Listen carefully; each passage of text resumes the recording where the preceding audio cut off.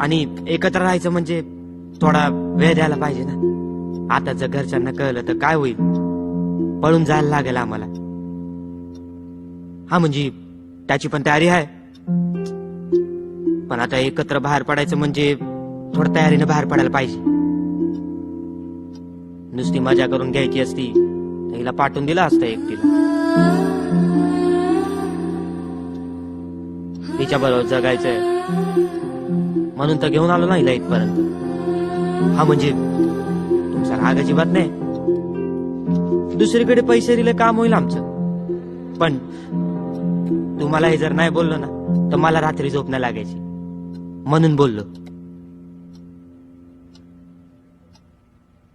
येतो डॉक्टर.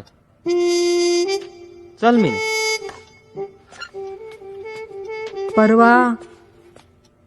परवा जमेल यायला?